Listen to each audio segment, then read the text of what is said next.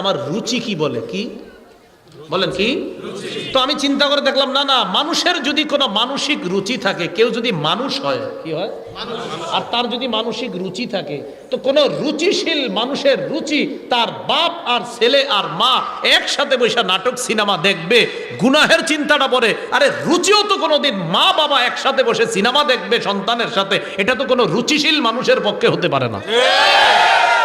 রুচি কিভাবে দেয়? লজ্জা করে না? লজ্জারও তো একটা ব্যাপার আছে। ছেলে মেয়ে ভাই বোন একসাথে বৈশা নাটক সিনেমা, আরে রুচি কিভাবে আপনাকে সাহায্য, সেটা বলেন। গুনার চ্যাপ্টার রাখেন, গুনাহ পরে, রুচি কিভাবে আপনার দেয়?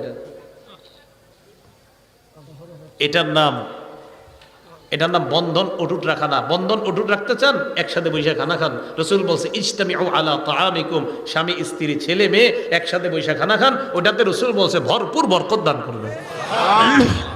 এটা না করে